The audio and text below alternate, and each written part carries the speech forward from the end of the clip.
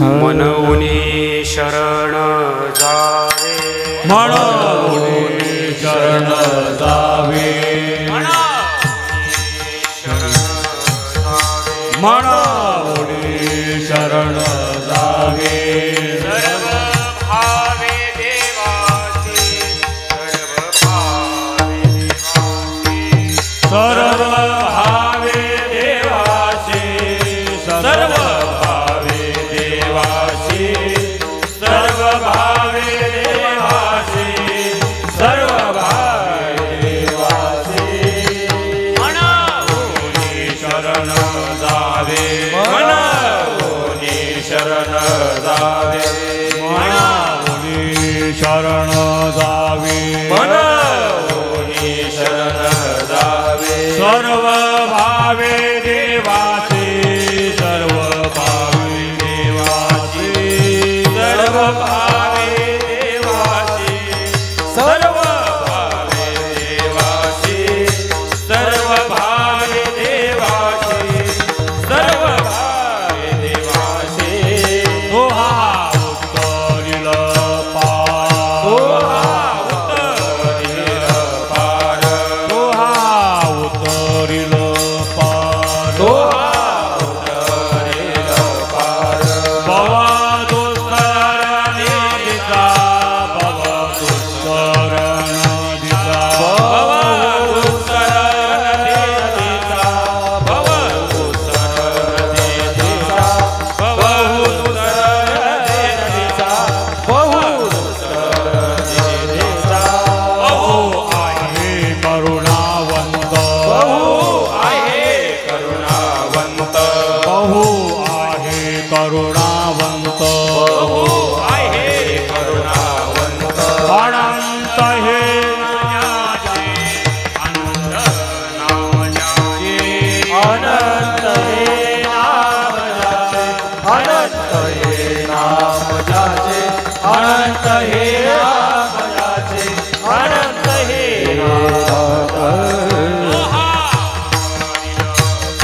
तो हा उत्तरील पार तो हा उत्तरील पार तो हा उत्तरील पार भव दुस्तर नदीचा बहु दुस्तर नदीचा भव दुस्तर नदीचा भव दुस्तर नदीचा भव दुस्तर नदीचा भव दुस्तर नदीचा तुकामणे साक्षी आले तुकामणे साक्षी आले तुकामणे साक्षी आले तुकामणे साक्षी आले तरी केले प्रगट तरी केले प्रगट तरी केले प्रगट तरी केले प्रगट तरी केले प्रगट तरी केले प्रगट तो हा उतरिला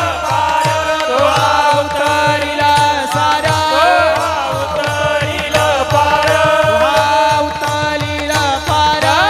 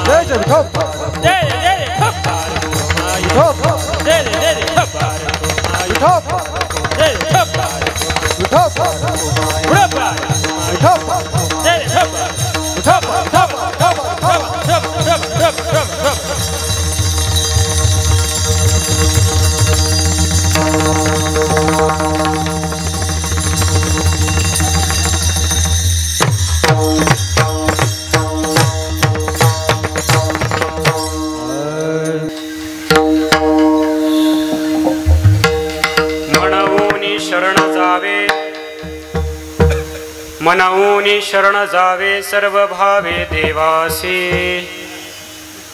तो हा उतरिल पार भवदुस्तर नदीचा बहु आहे करुणावंत अनंत नाम ज्याचे तो हा उतरिल पार भवदुस्तर नदीचा तुका म्हणे साक्षी आले तरी केले प्रगट तो हा उतरिल पार भवदुस्तर नदीचा विठ्ठल विठ्ठल विठ्ठल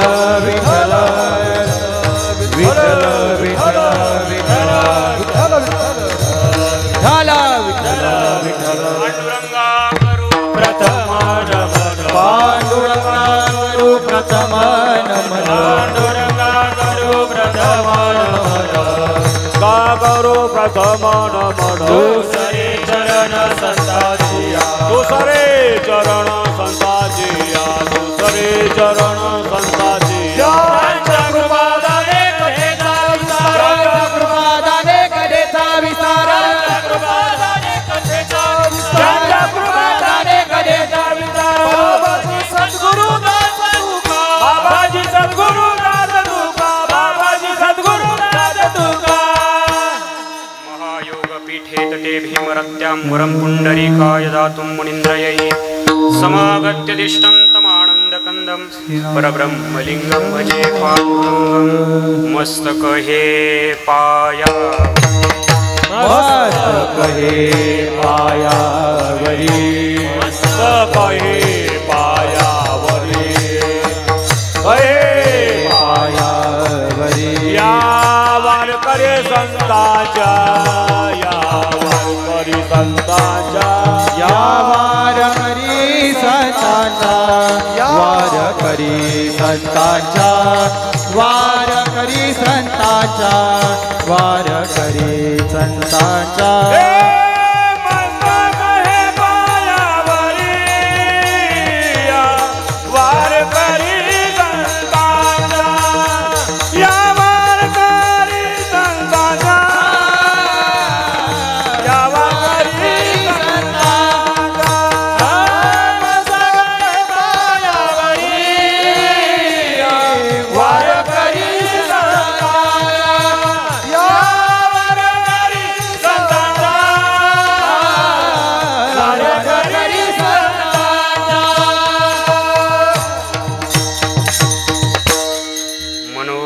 मारुततुल्यवेगं जितेन्द्रियं बुद्धिमतां वरिष्ठं वातात्मजं वानरयुतमुख्यं श्रीरामदूतं शरणं प्रपद्ये कर्पूरगौरं करुणावतारं संसारसारं भुजगेन्द्रहारं सदा वसन्तं हृदयारविन्दे भवं भवानी सहितं नमामि सम्पाद्य ज्ञानं च विधाय भक्तिं विलोकितो येन समाधिराजः वैराग्यवन्तं सुविचारयुक्तं नमामि जोगं शिरसा गुरुं सोणोपंत तथा कुणी आवडीने मामा असे बोलती नामे शंकर शंकरा सदा समकरा निसंग जो सन्मती पुण्यश्लोकीचा वार करी संप्रदाया खरा शोभतो ऐशा संतवरा सदा शुभ करा दांडे करा वंदितो विठ्ठल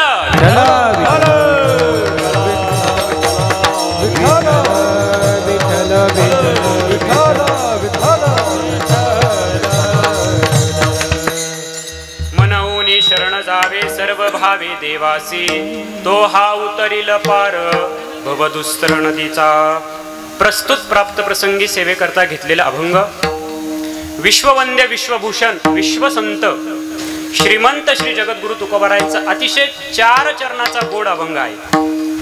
या अभंगामध्ये जगद्गुरु तुकोबाराय हा मानव देह आपल्याला निर्माण झालेला आहे। मग निर्माण झाल्यानंतर हा मानव देह काहीतरी कामाला आला पाहिजे, तर कोणाला तरी शरण गेला पाहिजे. म्हणून आजच्या अभंगात जगद्गुरु तुकोबाराय शरण जाण्यात सांगतात. विठ्ठल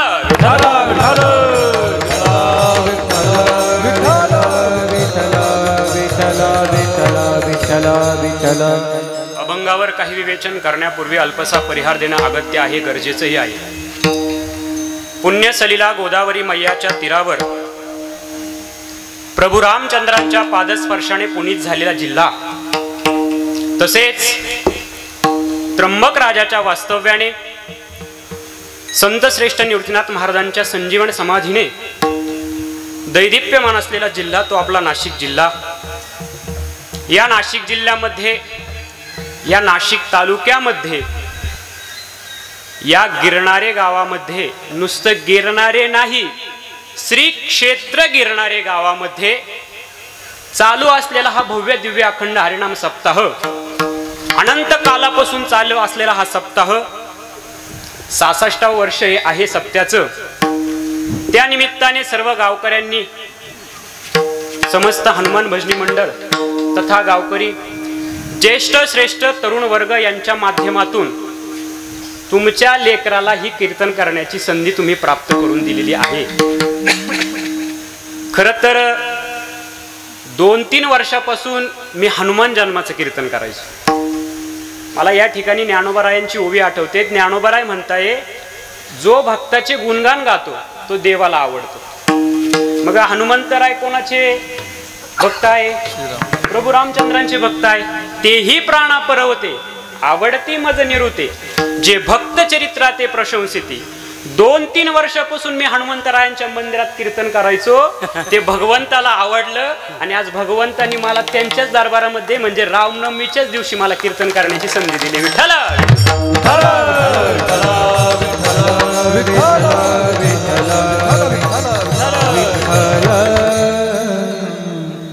पहिली गोष्ट म्हणजे माझं नावही राम आहे. भगवान प्रभू रामचंद्रांचं नाव काय? म्हणजे बोलत चला थोडस पुण्य उत्पन्न होईल. काय होईल? काय नाव आहे? प्रभू रामचंद्रांचं नाव ही राम आहे. प्रभू रामचंद्र कोणत्या नक्षत्रात जन्माला आले? अभिजित नक्षत्रात जन्माला आले. दुसरी गोष्ट म्हणजे माझं नाव हे काय, म्हणजे असा योगच जुळून आलाय, जसं काय असं वाटायला लागले भगवान प्रभू रामचंद्रांनी माझ्यावर जशी काय कृपाच केली. विठ्ठल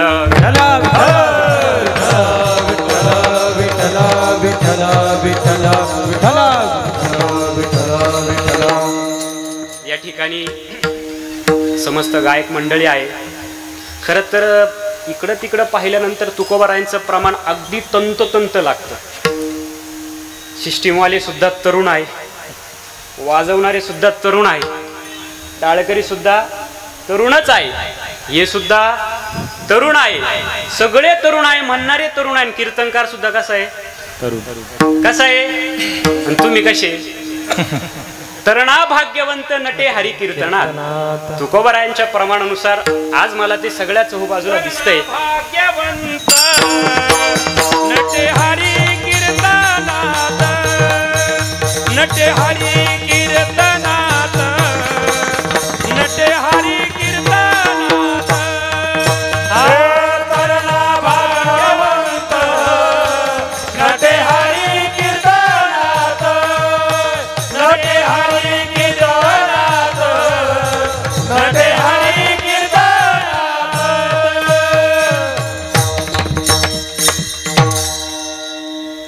तरणा भाग्यवंत नटे हरी कीर्तनात असा हा सप्ताह चालू आहे. खरं तर आपल्या 3 अवस्था आहेत. तुकोबाराय म्हणतात तरणा भाग्यवंत नटे हरी कीर्तनात आपल्या 3 अवस्था आहे. एक बाल्य अवस्था, एक तरुण अवस्था आणि एक वृद्ध अवस्था. चौथी अवस्था येत नाही, मराठीत सांगतो. एक काय आहे? बाल्य अवस्था, दुसरी आहे तरुण अवस्था आणि चौथी आहे वृद्ध अवस्था. आपण त्याला मराठीत म्हणत असताना काय म्हणतो? बालपण, तरुणपण आणि म्हातारपण. चौथी अवस्था नाही. चौथी अवस्था आली तर डायरेक्ट सरपण येतं, दुसरी अवस्था नाही. म्हणून तरणा भाग्यवंत नटे हरी कीर्तनात ही संधी मला प्राप्त करून दिली. त्या निमित्ताने सर्व गावकऱ्यांचे, भजनी मंडळाचे मी आभार मानतो. संत श्रेष्ठ निवृत्तीनाथ महाराजांच्या कुशीमध्ये हे गाव, ज्या गावामध्ये बाबांनी तपश्चर्या केली. तुम्ही बघा, मागच्या वर्षी इथं कीर्तन झाली. जो जो कीर्तनकार इथं यायचा तो गिरणारे नव्हता म्हणत, सॉरी गिरणारे नव्हते म्हणत, तर काय म्हणायचे? श्री क्षेत्र गिरणारे. क्षेत्राची उपमा देत असताना क्षेत्र त्या गावाला दिलं जातं, त्या पुण्यवंत गावाला दिलं जातं ज्या ठिकाणी साधू संतांचा सहवास झालेला आहे. इतर ठिकाणी नाही गेले. त्या ठिकाणी गेल्यानंतर त्या ठिकाणी साधू संत नाही, कोणी नाही, त्या गावाला श्री क्षेत्र म्हणू शकतो का आपण? नाही म्हणू शकत. पण गिरणारे एकमेव गाव आहे की त्या गिरणारे गावांना आपण काय म्हणतो? श्री क्षेत्र गिरणारे. का म्हणतो? का म्हणतो? तुम्ही आम्ही काय पुण्य केलंय का? नाही. या ठिकाणी साधू महात्मे येतात आणि आपल्याकडून काहीतरी करून घेतात. त्यांच्या सानिध्यातून, त्यांच्या कृपा दृष्टीतून ते आपल्यावर कृपा करत असतात. आणि कृपा केल्यानंतर बघा, ज्ञानोबारायांची कोवी आठवते मला. ज्ञानोबाराय म्हणताय, का परिमळू भृंगरा, पाय ठेविते हळुवारा, कुचंबिले केसरा इया शंका. गुरुवर्य बाबा वाटाने चालत असले तरी बाबांचा चुकून एखाद्याला पाय लागला. काय लागला? पाय लागला. पाय लागल्यानंतर त्या माणसाला, पाय लागल्यानंतर त्याला त्या पायाचं ओझं वाटत नाही. ओझं वाटत नसल्यामुळे तो विचार करतो, बाबांनी एकच पाय का दिला, दुसराही का दिला नाही. ही संतांच्या पायामधली ताकद आहे.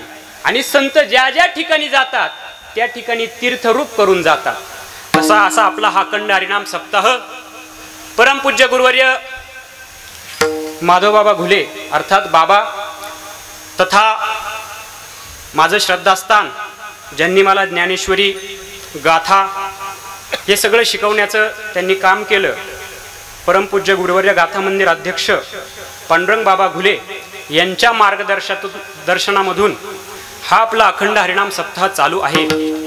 त्या सप्त्याकरिता थोर मंडळी या ठिकाणी कीर्तनाला येतात. पण आपल्या मुलाचं नवं आपल्या मुलाचं नाही, नवनाथ महाराजांचं पोर कसं कीर्तन करतं हे तुम्ही पाहायला आले. अजून तर माझी काहींची ओळख पण नाही. त्या दिवशीच कोणीतरी म्हटलं, हे अभिजित महाराज थेटे कोणत्या गावचे नेमके? अरे मी जवळ उभा मला विचारतो, अभिजित महाराज थेटे कोणत्या गावचे? मी चकित पडलो, म्हणजे मला अजून गिरणाऱ्यात कोणी ओळखत, म्हणजे आजपासून ओळखायला लागले तर बरे. असं ही कीर्तनाची संधी मला प्राप्त झालेली आहे. थोड्याशा वेळामध्ये मी माझ्या मतीप्रमाणे ज्ञानोबाराय तुकोबाराय जशी मला बुद्धी देतील त्या पद्धतीने मी हे चिंतन मांडण्याची सेवा करणार आहे. तुकोबाराय या अभंगामध्ये हा मनुष्य देह प्राप्त झाल्यानंतर शरण जाण्यास सांगतात. पण शरण कोणाला गेलं पाहिजे आणि कोणाला नाही गेलं पाहिजे? शरण का जावं? कारण की हा जीव अपरिपूर्ण आहे. याला पूर्णत्वाकडे प्राप्त नेण्यासाठी, पूर्णत्वाकडे जाण्यासाठी कोणाला तरी शरण गेलं पाहिजे. कोणाची तरी आपण शरणागती पत्कारली पाहिजे. ज्ञानोबाराय 4थ्या अध्यायामध्ये म्हणतात, तनु मनु जीवे चरणासी लागावे आणि अगरवत्ता करावे दास्य सफळ. दास्यत्व स्वीकारावं, पण कसं स्वीकारावं? तनाने, मनाने आणि जीवाने. काय करा? त्याला शरण जा.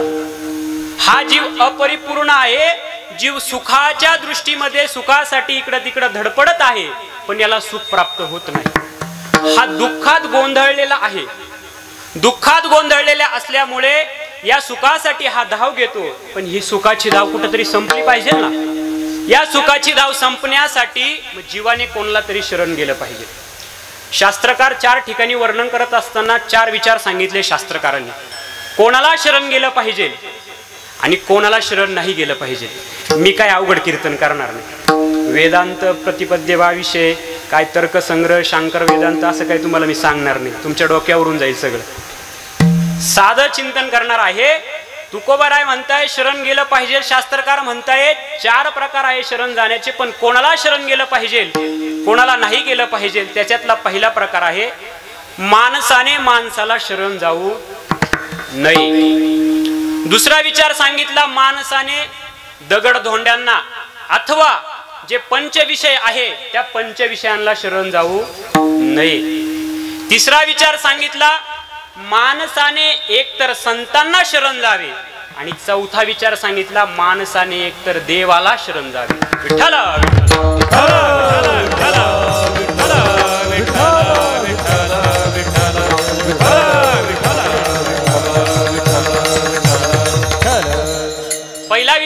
सांगितला माणसाने माणसाला शरण जाऊ नये. का शरण जाऊ नये हो?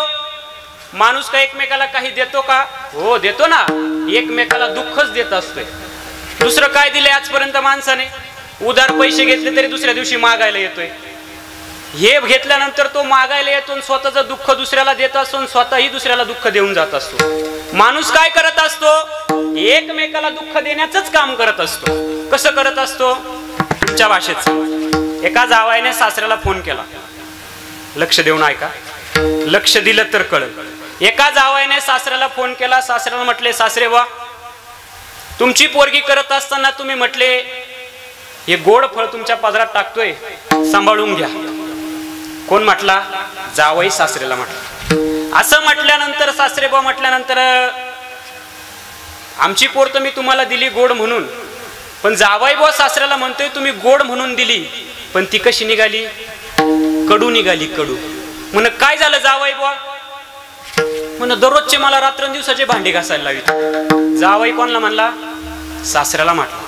सासरा म्हटला बरे जावई बुवा, एक 5-10 मिनिटांनी मी तुम्हाला फोन करतो. जावे म्हटला का हो सासरे बा? काही नाही, माझे 2 भांडे घासायचे राहिले म्हणला. काय म्हणला? 2 भांडे घासायचे राहिले. याचं दुःख हा त्याला सांगत होता आणि त्याचंही दुःख त्याच पटीचं होतं. ज्ञानोबाराय म्हणताय ना तरी सरोवर आटले राणिया दुःखी दुःखी भेटले. एखादा दुःखी मनुष्य दुःख्या मनुष्याला भेटत असतो, तो याची कथा सांगत असतो, तो याची कथा सांगत असतो. एकमेकाचं दुःख एकमेकाला सांगत असतो. आमचे जुने कीर्तनकार सांगायचे, भांडण जर का केलं त्याच्यातून हे दुःख निर्माण होतं. कसं भांडण निर्माण केल्यानंतर दुःख निर्माण होतं? नामदेव महाराजांच्या गाथेमध्ये एक प्रमाण आलेलं आहे. 2 आवा, 2 जावा, 2 पुत्री, 2 भट, 2 महाराज, 2 हलगट जवळ आले का काय होते? काय होते? भांडण होते. 2 पुत्री जवळ आल्यानंतर भाऊ भाऊ भाऊ भाऊ भाऊ भाऊ भाऊ भाऊ, तेही जाऊ द्या. 2 भट जवळ आल्यानंतर काय होते? तू इथं कस काय शानपण केला? म्हणजे हा त्याला दुःख देत असतो की नाही? तोही याला दुःख देत असतो. नामदेव महाराजांच्या गाथेमध्ये 34 भांडण आले. कसं आले?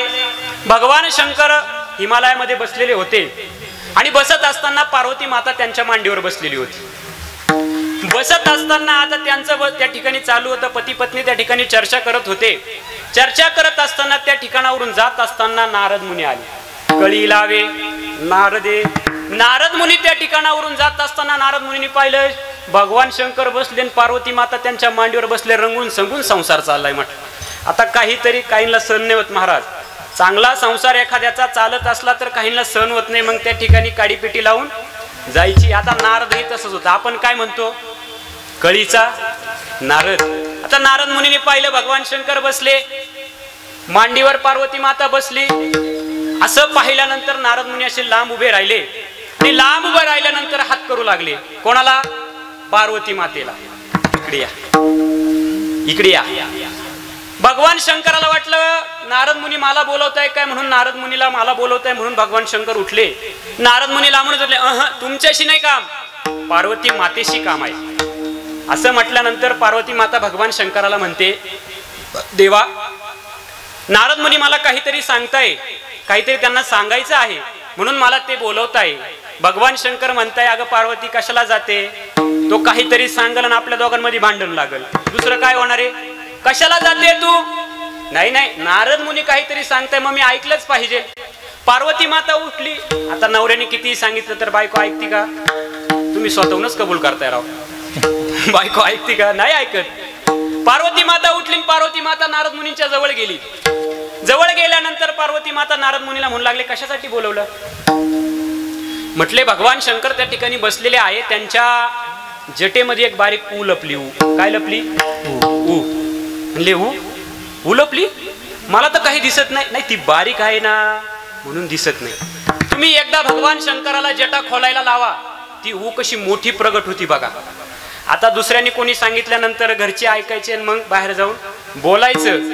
तिने ऐकलं, नारद मुनींचं ऐकलं. ऐकल्यानंतर ती शंकर भगवानांकडे गेली आणि म्हणू लागली मला नारद मुनीने एक मंत्र सांगितला, तुमच्या जटेमध्ये एक बारीक ऊ लपली आहे, ती ऊ काढण्यासाठी तुम्हाला जटा खोलावा लागेल. भगवान शंकर म्हणू लागले, अगं पार्वती, एवढा मोठा तुझा महादेव जवळ आहे आणि तुला उच काय पडलंय? एवढा मोठा तुझा पती जवळ आहे, तुला उच काय पडले? मा जटेत काय गुंतून पडले तू ते सांग. पार्वती म्हटले, मला ते काही बाकीचं सांगू नका, तुम्ही जटा खोला. कोण म्हटली? पार्वती माता म्हटली, तुम्ही जटा खोला. आता भगवान शंकर म्हणते, अगं पार्वती, कशाला जटा खोलायच्या? पण आता पार्वती माता ऐकायला तयार नाही. आणि बाई माणूस एकदा हट्टाला पेटल्यावर मग तिचा शेवटच करावा लागतो. भगवान शंकराने मग पार्वतीचं ऐकलं आणि जटा खोलल्या. जटा खोलल्यानंतर जे गंगा मैया प्रगट झाली. मग आता दोन सवतीचं भांडण. जे गंगा मैया प्रगट झाल्यानंतर मग जे दोघी भांडायला लागल्या. कोण केस वडितय, कोण पाय वडितय. आता दोन सवती जवळ आल्यानंतर काय हातावर प्रसाद देणार आहे? नाही ना. जे भांडायला सुरुवात झाली, नामदेव महाराज म्हणतात, गंगा गौरी दोघी भांडती, गंगा गौरी दोघी भांडती, गंगा गौरी दोघी भांडती, गंगा गौरी दोघी भांडती. सम्यासी धाडिले रे वनारे, सम्यासी धाडिले वनारे. आता भांडण चाललंय, थोडस रंगीन संगीन चाललं पाहिजे. भांडण लवकर संपत नाही. भांडण झाल्यानंतर लवकर सुटलंही नाही पाहिजे. पार्वती मातेने गंगेचे केस धरले. भगवान शंकर मध्ये सोडवायला गेले, पण पार्वती माता काही ऐकत नव्हती. ऐकत नसल्यामुळे गंगा माता ही चिडली. तिनेही पार्वती मातेचे केस धरले. धरल्यानंतर दोघींची भांडण सुरू झालं. गंगा गौरी दोघी भांडती, गंगा गौरी दोघी भांडती, गंगा गौरी दोघी भांडती, गंगा गौरी दोघी भांडती. सम्यासी धाडिले रे वनारे, सम्यासी धाडिले रे वनारे. खेळ खेळ परी नाईके खेळिया, खेळ खेळ परी नाईके खेळिया, खेळ खेळ परी नाईके खेळिया, खेळ खेळ नाईके खेळिया.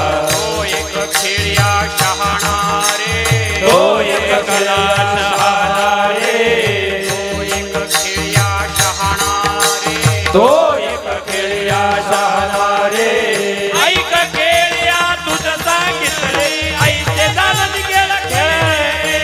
ऐक खेळिया तुझं सांगितले, ऐसे जाणून गेला खेळ रे. ऐक खेळिया तुझं सांगितले, ऐसे जाणून गेला खेळ रे.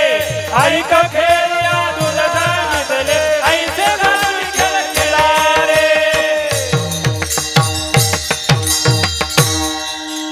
कोणीही जवळ या, कितीही या, भांडणातूनही दुःख देतात आणि समोरासमोर आल्यानंतरही दुःखच देत असतात. म्हणून माणसाने लक्षात ठेवायचं, कोणीही कोणाला शरण जायचं नाही. संपला पहिला विषय माझा. दुसरा विषय, माणसाने जडाला शरण जायचं नाही, विषयांना शरण जायचं नाही. तुम्ही जे लिंबा खाल्ले, पिंपळा खाल्ले, हे जे देव मांडून ठेवले ना, तुकोबरा याचं खंडन करतात. तुकोबरा याचं खंडन करतात.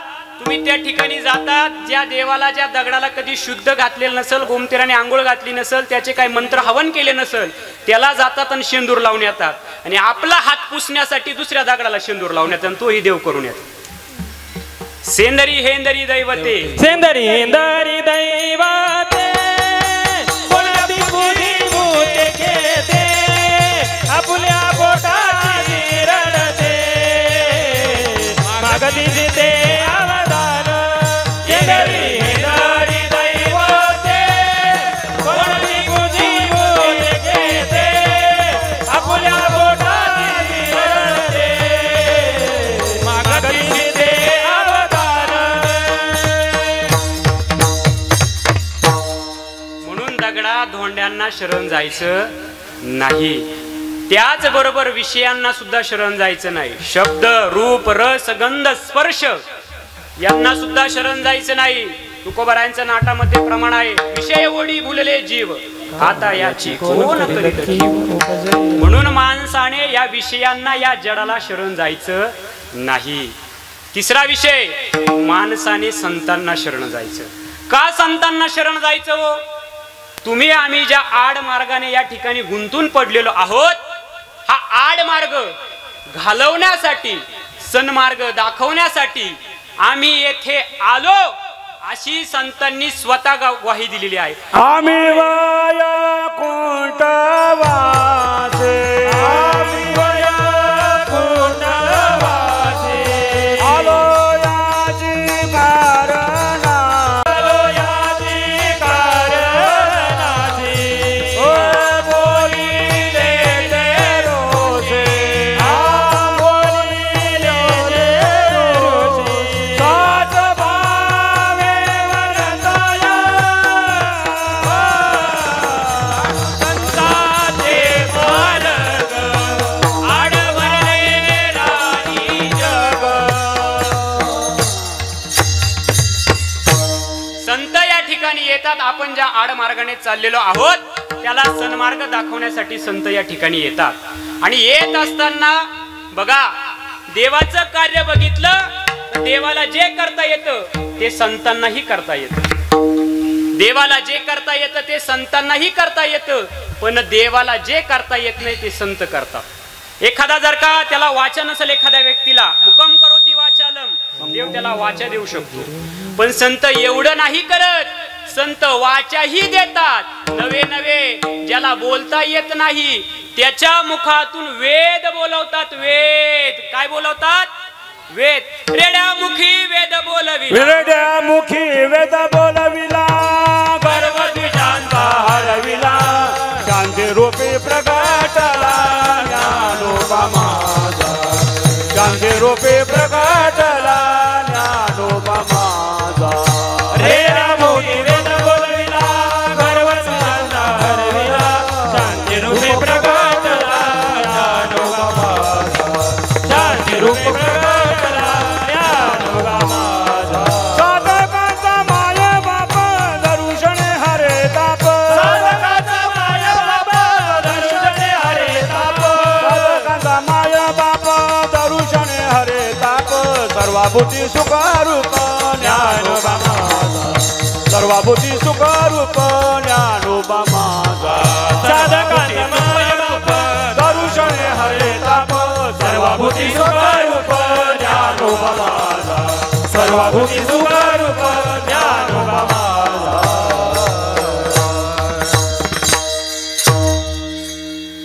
भगवान श्रीकृष्णाने बघितलं की एक साधू संत रस्त्याने चालले होते. जात असताना त्या साधू संतांकडे भगवान श्रीकृष्णाने बघितलं. बघितल्यानंतर भगवान श्रीकृष्णाने त्या साधूंना नमस्कार केला. साधूंना नमस्कार केल्यानंतर साधूने विचारलं, तुम्ही जगताचे पालक धालक आहात, मग तुम्ही मला नमस्कार का केला? भगवान श्रीकृष्ण त्यावेळेस म्हणताय, तुम्ही माझेच अंश आहे म्हणून मी तुम्हाला नमस्कार केला. मी तुम्हाला जर का नमस्कार केला तर या जगतातले लोक तुम्हाला नमस्कार करतील. देवते संत, देवते संत निमित्त त्या प्रतिमा. बघा, ज्ञानोबारायांचं उदाहरण घेतलं तर ज्ञानोबाराय किती गोड बोलता. ज्ञानोबाराय म्हणताय, एखाद्या साधू संताने जर का आपल्याकडे पाहिलं सुद्धा, पाहतात असताना त्यांची जर का कृपादृष्टी आपल्यावर पडली आणि कृपादृष्टी आपल्यावर पडल्यानंतर ती कृपादृष्टी आपल्याला सार्थक जीवनाकडे नेत असते. ज्ञानोबाराय 10व्या अध्यायामध्ये म्हणतात, नमो विशदबोध विदग्धा विद्यारविंद प्रबोधा, पराप्रमेय प्रमदा विलासिया, नमो संसारतम सूर्या. हे सगळं श्रीगुरूंचं महिमान वर्णन करत असताना ज्ञानोबाराय 6व्या ओवीमध्ये म्हणताय, हे असो कृपादृष्टी. ज्ञानोबाराय म्हणताय त्या साधू संतांची, किंवा 12व्या अध्याय म्हणताय, अहो सद्गुरूंची कृपा दृष्टी, तुझे कारुण्य जया ते अधिष्ठी, तो सकळ विद्यांचे सृष्टी दात्रा होय. ज्ञानोबारायांची किंवा आदि करून संतांची कृपा दृष्टी अथवा शरणागती पत्कारली तर ज्ञानोबारायांनीच तर त्याला काही करत नाही, त्याला उद्धरून नेतात. बघा, आळंदी मधली घटना आहे. एक 8 वर्षाचा मुलगा, तुम्हाला सगळ्यांना माहित आहे, त्याचं नाव सोहम.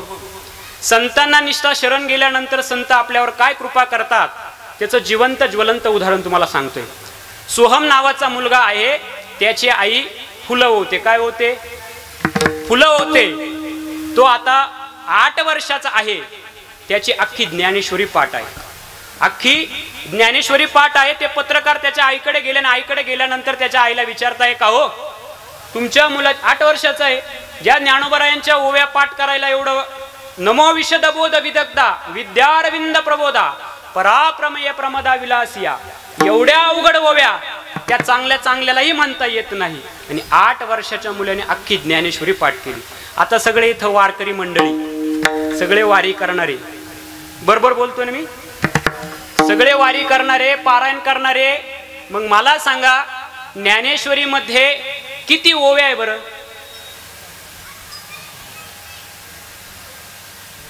एक तरी ओवी अनुभवावी. किती ओव्या आहे? 9000 ओव्या आहे. गीतेमध्ये 700 श्लोक आहे. आपल्याला एक ओवी पाहिला आपण पाहिली नाही अजून. त्या मुलाने 700 श्लोक आणि 9000 ओव्या मुखोद्गत केल्या. मुखोद्गत. गाथा मंदिरावर त्याची परीक्षा घेत असताना मीही त्या ठिकाणी होतो. न अडकता, चांगले चांगले मोठे मोठे बोलताना अडकतात, न अडकता, न काही संशय मनामध्ये ठेवता अस्खलित बोलणं, स्पष्ट बोलणं, असं त्याचं ज्ञानेश्वरीचं पाठांतर आहे. त्याच्या आईला त्या पत्रकाराने विचारलं, का हो अशी कोणती साधना केली तुम्ही की एवढा गुणवान पुत्र तुम्हाला जन्माला आला? म्हटले काही नाही केलं. जेव्हा हा माझ्या गर्भामध्ये होता ना, पोटामध्ये होता ना, तेव्हा मी ज्ञानोबरायांच्या ज्ञानेश्वरीची 108 पारायण केले. किती पारायण केले? 108 पारायण केले. 108 पारायण केल्यानंतर त्या ज्ञानोबरायांनी माझ्या कृपा दृष्टी केली. मी त्यांना शरण गेलो आणि शरण गेल्यानंतर त्यांनी मला असा कुलवान, असा गुणवान पुत्र मला त्यांनी दिला. ज्ञान बीजा पोटी फळे रसाळ गोमाटी, फळे रसाळ गोमाटी, फळे रसाळ गोमाटी. शुद्ध बीजा पोटी फळे रसाळ गोमाटी, फळे रसाळ गोमाटी, फळे रसाळ गोमाटी. शुद्ध बीजा पोटी फळे रसाळ गोमाटी, फळे रसाळ गोमाटी, फळे रसाळ गोमाटी.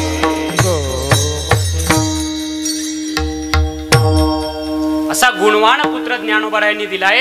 मग मला सांगा त्या आईने गर्भात असताना 108 पारायण केले. मग 108 पारायण करताना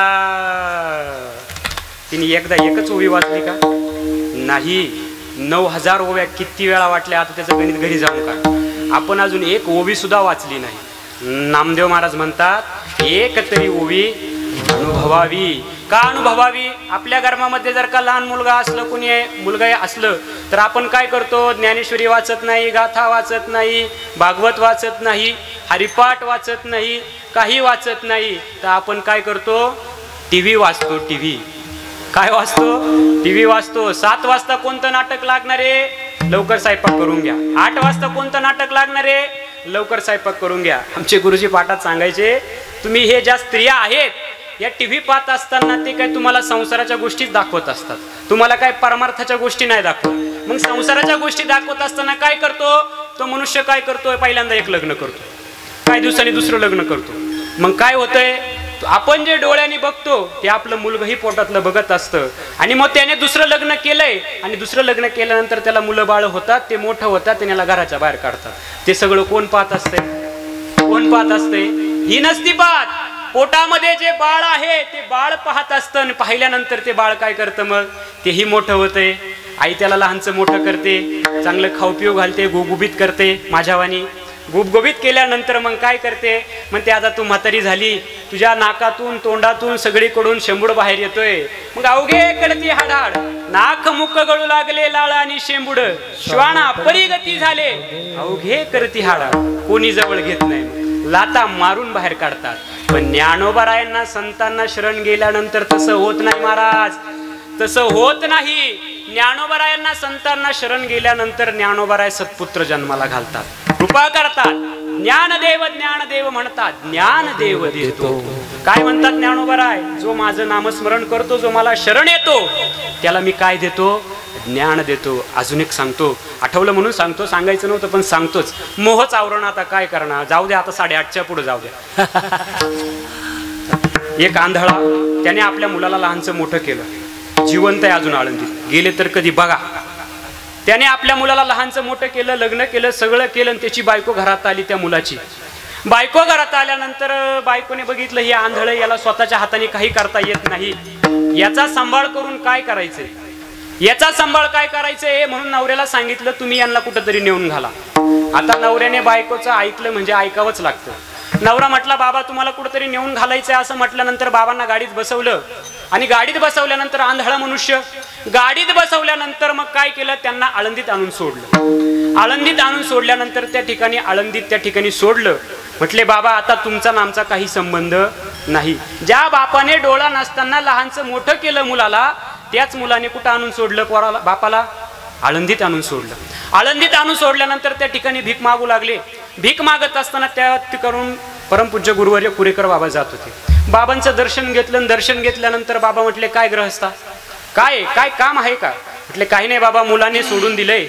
सोडून दिल्यानंतर आता इकडे तिकडे भीक मागतो. अरे भीक मागण्यापेक्षा ज्ञानोबारांच्या दारामध्ये आहे ना तू, मग एक काम कर, ज्ञानेश्वरीचं पारायण कर. महाराज बाबा गुरुवर्य पांडुरंग बाबा सांगतात, पाठात सांगायचे बाबा की आळंदीत कोणीही जा कधीच उपाशी मारणार नाही. अहो कुत्रे 3 वेळा तुपाचा आवाज घेते तर माणसाची काय गत आहे. घरचे 1 वेळेस तूप देणार नाही, पण साधू संतांच्या दरबारात गेल्यानंतर आपल्याला सगळ्या गोष्टी प्राप्त होतात. बघा त्या माणसाला बाबांनी सांगितलं तू एक काम कर, हे करण्यापेक्षा काय कर, ज्ञानेश्वरी वाच. बाबा म्हणले मला दिसत नाही, मग ज्ञानेश्वरी वाचून काय होणार आहे? अरे तुला दिसतही नसलं तर काय कर, ज्ञानेश्वरून बोट फिरव. काय कर, बोट फिरव. म्हटले ठीक आहे बाबा. आता साधू संत कोणत्या रूपामध्ये येतील आणि कोणत्या रूपामध्ये तुम्हाला आशीर्वाद देऊन जातील सांगता येत नाही, पण तुमच्या पादरातही पुण्य पाहिजे तेवढं साधू संत तुम्हाला जवळ येण्यासाठी. तो आल्यानंतर त्या ठिकाणी मग बाबांनी सांगितल्यानंतर त्याने ज्ञानेश्वरी घेतली. आजन वृक्षाच्या खाली बसला. आजन वृक्षाच्या खाली बसला. फक्त ज्ञानेश्वरून काय करायचा, काय करायचा, बोला किरा, म्हणजे तुम्ही बसल्या बसल्या तरी बोट फिरवा. काय करायचा, बोट फिरवायचा. आणि बोट फिरवत असताना आज त्या माणसाची अख्खी ज्ञानेश्वरी पाठ आहे. आळंदीत गेला कधी तर आजन वृक्षाच्या खाली बसलेला असतो. डोळे नाही, मोठी ज्ञानेश्वरी आहे. त्या आंधळ्यांची लिपिक भाषा असते ती, त्या भाषेमध्ये त्याची ज्ञानेश्वरी आहे. त्याला विचारलं ना कोणत्या अध्यायामध्ये कोणती ओवी आहे, कितवा श्लोक आहे, तो सगळं अस्खलित सांगतो. ही कोणाची कृपा आहे? तुमची कृपा आहे, माझी कृपा आहे नाही, ही ज्ञानोबरायांची कृपा आहे, साधू संतांची कृपा आहे. मग या साधू संतांना आपण शरण गेलं पाहिजे. का शरण गेलं पाहिजे? आपल्या जीवनाचा उद्धार कसा होईल हे आपल्याला साधू संत सांगतात. कायमी उद्धार पावेल, कायमी उद्धार पावेल, काय कृपा करील नारायण, काय कृपा करील नारायण. ऐसे तुम्ही सांगा संत जन, ऐसे तुम्ही सांगा संत जन. करा समाधान चित्ता माझे, काय खंड येईल कर्म, काय खंड येईल कर्म. करा समाधान चित्ता माझे, ओ काय खंड येईल कर्म, काय खंड येईल कर्म. साधकांचा माय बाप दरुशने हरे ताप, साधका समाय बाप दरुशने हरे ताप.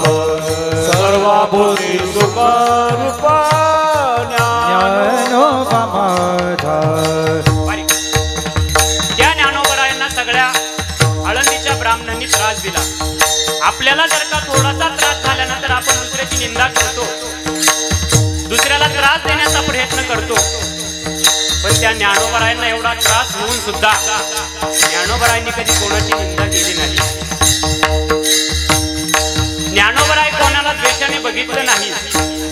ज्ञानोबरायांनी तर सगळ्यांचं हितच साधलं. हित साधत असताना अनेकांनी ज्ञानोबरायांना त्रास दिला. गावातल्या मुलांनाही त्रास दिला. अंगावर चिखल उडव, अंगावर पाणी फेक. भिक्षा सुद्धा ज्ञानोबरायांना दिली नाही. त्यांचे आई वडील लहानपणी त्यांना सोडून गेले. अशा ज्ञानोबरायांना या समाजाने एवढा त्रास दिला, एवढा त्रास दिला, पण त्या ज्ञानोबरायांनी, माझ्या ज्ञानोबरायांनी कधीही कोणाला त्रास दिला नाही. जे खळांची व्यंकटी सांडो, या सत्कर्मी रती पाडो. इतरांसाठी त्यांनी फक्त देवाकडे एकच मागितलं, त्यांना सुखी ठेव. एवढे ज्ञानोबा राय, एवढे श्रेष्ठ ज्ञानोबा राय. आज कधी आळंदीला गेला, आळंदीला गेल्यानंतर इंद्रायणीच्या काठी जायचं, कपडे काढायचे, कपडे काढल्यानंतर त्या ठिकाणी इंद्रायणीचं स्नान करायचं, डोळे झाका. आज आपण आळंदीला जातो, गेले नसाल तर मी तुम्हाला घेऊन जातो. आळंदीला जायचं, इंद्रायणीचं स्नान करायचं. स्नान केल्यानंतर त्या इंद्रायणीचं स्नान करत असताना असा विचार मनात ठेवायचा, माझ्या ज्ञानोबारायाने सुद्धा या इंद्रायणी स्नान केलंय, मीही या इंद्रायणीचं स्नान करणार. कपडे परिधान करायचे. त्या ठिकाणी सद्गुरू जोग महाराजांची समाधी आहे, त्या समाधीचं दर्शन करायचं. दर्शन करत करत करत करत हळूहळू पुढे जायचंय. त्या ठिकाणी एक शनी मंदिर आणि हनुमंतरायाचं मंदिर आहे, त्या ठिकाणी दर्शन घ्यायचं. हळूहळू पुढे जायचं. पुढे गेल्यानंतर महादेव, त्या ठिकाणी ज्ञानोबारायांचं मोठं असं महाद्वार आहे. त्या महाद्वाराच्या जवळ गेल्यानंतर पायरी लागते. पायरी ज्ञानोबारायांची त्यांनी अखंड सेवा केली, अखंड ज्ञानोबारायांचं भजन केलं. त्यांची त्या ठिकाणी समाधी आहे. समाधी त्याला हैबत रावांची समाधी म्हणतात किंवा हैबत बाबांची समाधी म्हणतात. त्या समाधीवर पाय न ठेवता आपला पाय दुसऱ्या पायरीवर ठेवून ज्ञानोबारायांच्या दरबारामध्ये प्रवेश करायचा. प्रवेश करत असताना ज्ञानोबारायांची समाधी समोर दिसते. समाधी समोर दिसल्यानंतर ज्ञानोबारायांच्या समाधीकडे पाहिल्यानंतर अंतःकरणामध्ये हळहळ होते. काय माझे ज्ञानोबाराय, आज माझ्या ज्ञानोबारायांना 750 वर्ष झाले, तरी अजून ज्ञानोबाराय असं वाटतंय हलताय डुलताय. हळूहळू प्रदक्षिणा करायची. प्रदक्षिणा करत असताना आजान वृक्षाला भेट द्यायची. आजान वृक्षाला भेट देत असताना असा विचार करायचा की ज्ञानोबाराय या आजान वृक्षाच्या रूपामध्ये आपल्याला गळा भेट करताय. काय करताय? गळा भेट करताय. अहो किती जणांचा उद्धार केला ज्ञानोबाराय, धरणेकरांचा सुद्धा उद्धार केला. एवढे ज्ञानोबाराय कृपाळू, कधीही लोकांचा द्वेष केला नाही. म्हणून काय केलं पाहिजे? आपण साधू संतांना शरण गेलं पाहिजे. काय केलं पाहिजे? काय केलं पाहिजे?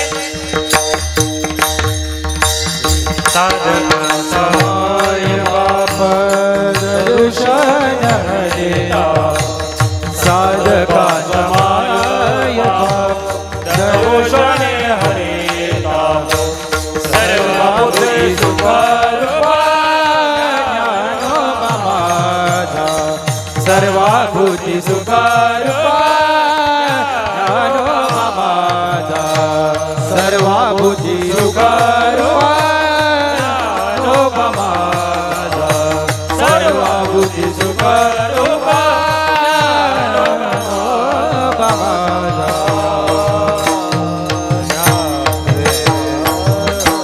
ज्ञानोबा माझा. कसं वाटलं बरं? झोपा उडाल्या का सगळ्यांच्या? उडाल्या ना? सगळ्यांच्या झोपा उडाल्या. म्हणून आपण साधू संतांना शरण गेलं पाहिजे. मग का हो तुकोबाराय, तुम्ही तर म्हणता साधू संतांनाही शरण गेलं पाहिजे. मग साधू संतांना आम्ही शरण जाऊ, पण तुम्ही आता काय सांगताय? तुम्ही आता काय सांगताय की आता तुम्हाला कोणाला शरण जायचंय, का जायचंय, मग कशासाठी जायचंय आणि कसं जायचंय हे तुकोबाराय अभंगाच्या प्रथम चरणामध्ये मनावोनी शरण जावे.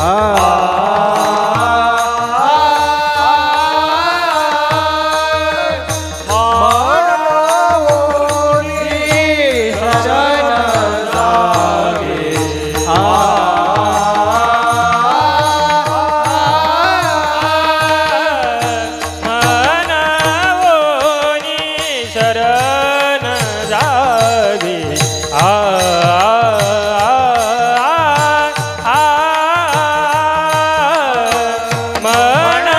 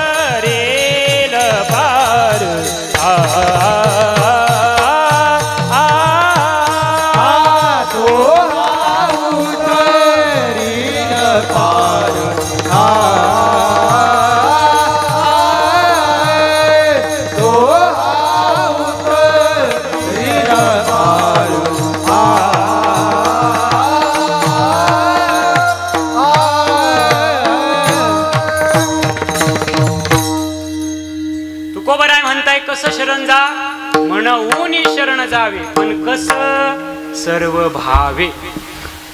काय म्हणताय तुकोबराय?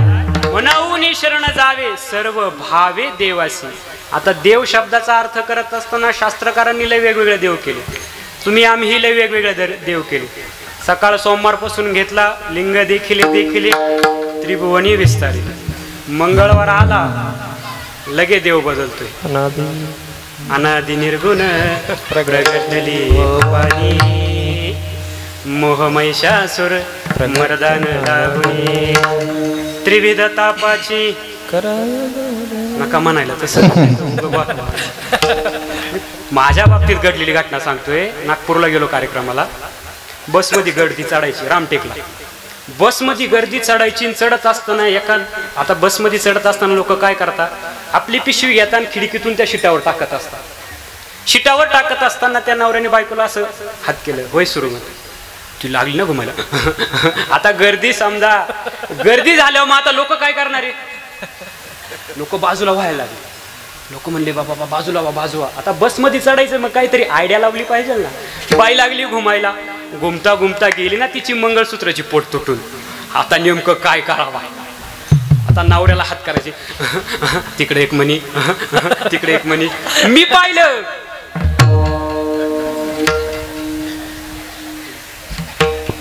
आता हे खरंय का खोटंय आता मला काही माहित नाही.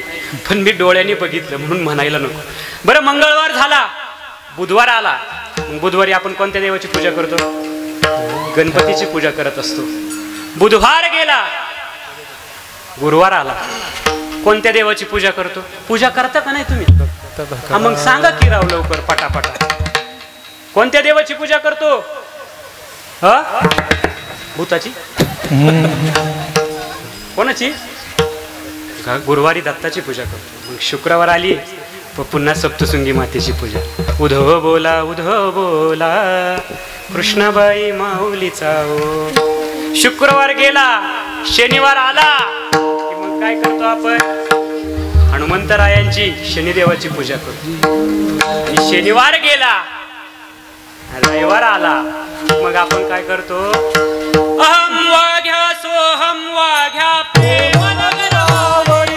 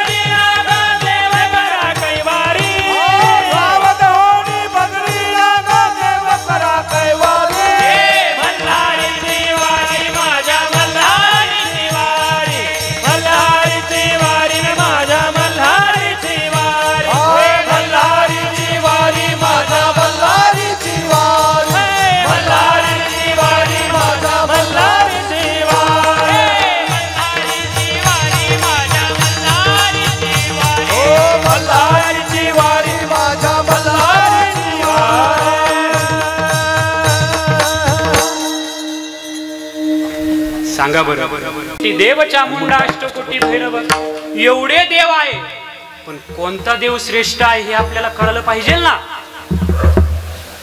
स्वामी राजेंद्र दासजी यांची कथा ऐकत असताना त्यांनी एक श्लोक सांगितला. श्लोक सांगत असताना ते सांगताय सगळ्यात श्रेष्ठ देव कोणता आहे. हा श्लोक त्यांचाही नाही. हे जगत जे आहेत ना जे शास्त्राने भरलेलं आहे हे जगत कोणाचं तरी उष्टिष्ट आहे. ज्ञानोबा ज्ञानेश्वरी मध्ये म्हणतात व्यासोष्टिष्ट जगतत्रय. व्यासांचं उष्ट हे आहे सगळं. हे व्यासजी म्हणताय सगळ्यात श्रेष्ठ कोण आहे माहितीये का? आलोड्यस्य सर्व शास्त्राणी विचार्यैहि पुनः पुनः इदमेव सुनिष्पन्नम नारायणम धियः सदाः.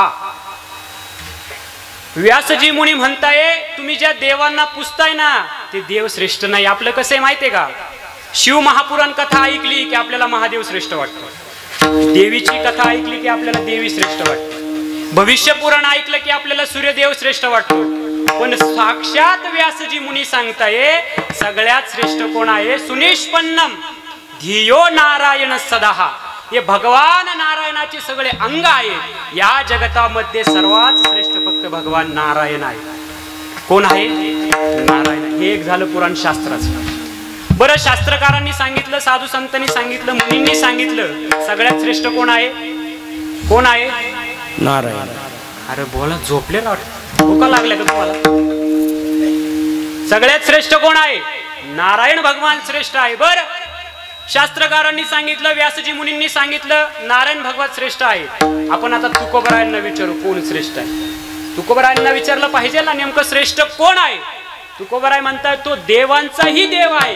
तो कसा आहे? तो हा देवांचाही देव, बळया माझा पंढरीराव, बळया माझा पंढरीराव, बळया माझा पंढरीराव.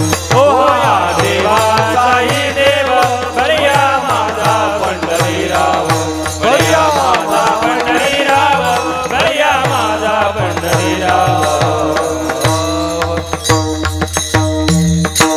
शास्त्राचंही प्रमाण दिलं आणि साधू संतांचंही तुम्हाला प्रमाण दिलं. मग आता कोणता देव श्रेष्ठ हे आता तुम्ही ठरवायचं. मृत्यूलोकी एक नगर, त्याचे नाव पंढरपूर, जम्बू या द्वीपा माझी एक पंढरपूर गाव. साधू संतांनी ज्या देवाला मानलंय त्या कलियुगात आपण जर का त्या देवांना मानत नसाल तर आपल्याला जन्माला येऊन काही उपयोग नाही. आपल्या इकडे एक म्हण आहे ना, जन्माला आला याला पाणी वाई वाई वाटे वाटतं राव तुमचं. आपला काही उपयोग नाही. बर, आता कोणत्या देवाला शरण जायचं आहे? तर भगवान पांडुरंगाला शरण जायचं आहे.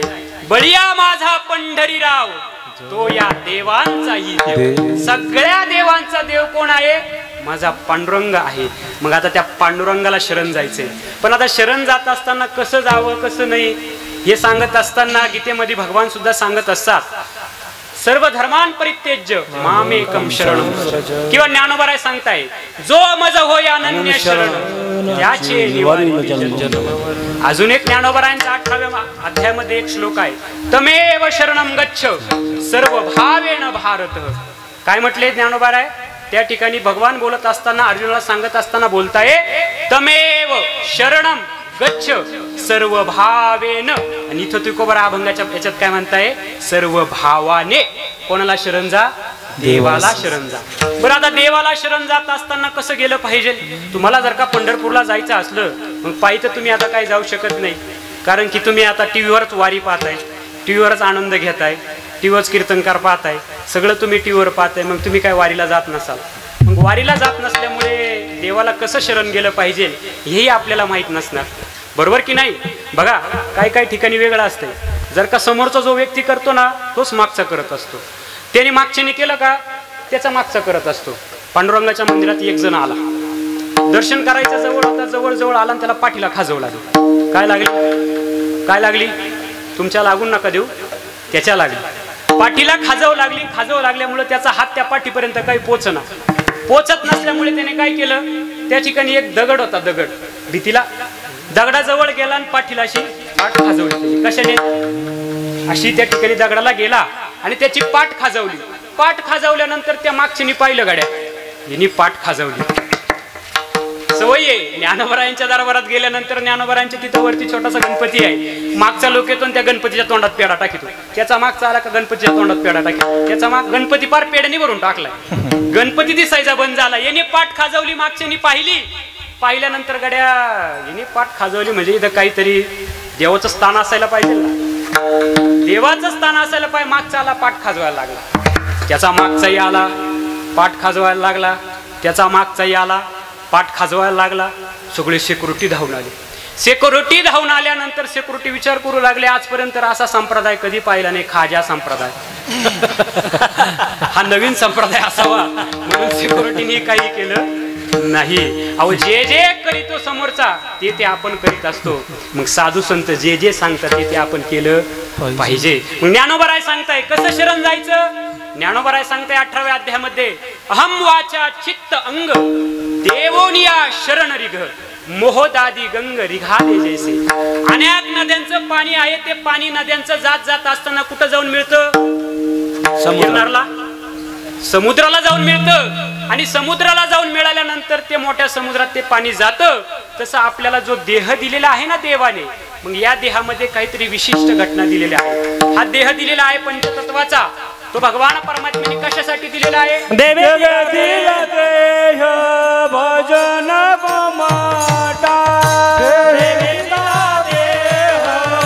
भजन गोमाता दिला देह भजन गोमाता दिला देह भजन गोमाता तोया झाला पाटा बाजी गेला तोया झाला पाटा बाजी गेला तोया झाला पाटा बाजी गेला तोया झाला पाटा बाजी गेला देव दिला देह भजन गोमाता तोया झाला पाटा बाजी गेला तोया झाला पाटा बाजी गेला देव दिला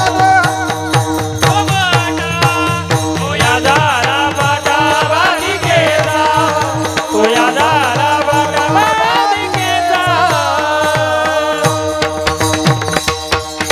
देवाने हा नरदेह आपल्याला भजनासाठी दिलेला आहे. देवाला जे आवडतं ते आपण केलं पाहिजे. मग देवाला काय आवडतं? आता सांगा, ज्याला जे आवडतं ते केलं तर बरं वाटतं. मग आवड बदलल्यावर अवघड होऊन जाते. देवाला काय आवडतं? आवडे देवासी नामाचा उच्चार रात्रंदिवस देवाला देवाचं नाव आवडतं. पण लोकांना आवड आवडते, पण ती कालांतरापुरतं आवडत असते. एकाचं लग्न झाल्यानंतर आता नवीनच बायको होती. बायको म्हटली, आता लय दिवस झाले तुमच्या पायात बुट्ट नाही, बुट्ट बिट्ट घेऊन या जरा. असं म्हटल्यानंतर तो नाशिकला गेला. नाशिकला जायचं का गिरनारलाच घ्यायचे? तुम्ही सांगा कुठे घ्यायचे? नाशिकला जाऊ. नाशिकला गेला, शोरूम मध्ये गेला, शोरूम मधून 10,000ची बुट्ट घेतली. बुट्ट घेऊन परत आला, बायकोला दाखवले. बायको म्हटले, हे रंग काय बरोबर नाही गाड्या, परत देऊन या. आता बायकोचं ऐकावं लागलं. रंग बरोबर नसल्यामुळे हा पुन्हा दुकानदाराकडे गेला. दुकानदाराला म्हटला, दुकानदार हे बुट्ट नका. अहो म्हणले मालक, 10,000चा बूट कोणी घेईल का? एवढ्या महागाचा बूट तुम्ही माझ्याकडून घेतला, मला सांगितलं आणायला. एवढा 10,000चा बूट दुसरं गिराईक घेईल का? म्हटले आता काय करू? बायको नाही म्हटली, मग आता न घ्यावा लागणार. म्हटलं ठीक आहे. दुकानदाराने ठेवून घेतला. काही 2-3 महिने गेले. 2-3 महिने गेल्यानंतर हा पुन्हा दुकानदाराकडे गेला. दुकानदाराला म्हटलं, दुकानदार आपण जो बूट सांगितला होता तो आहे का? लक्ष देऊन ऐका. दुकानदाराला म्हटले, आपण जो बूट सांगितला होता तो आहे का? दुकान म्हटले, आहे ना साहेब. एवढ्या महागाचा बूट कोणी घेतोय का? दुकानदार म्हटला, का हो साहेब, मागच्या वेळेस आले म्हटले बायकोला आवडलं नाही बूट, मग तुम्ही परत केला, यावेळेस पुन्हा न्यायला आले. म्हटले आता बायकोच बदलली. म्हटले लोकांची आवड ही बदलत असते, पण देवाची आवड बदलत नाही. देवाची एकच आवड आहे, आवडे देवाची ज्ञानोबराय सांगताय. मग देवाला शरण जायचं ना.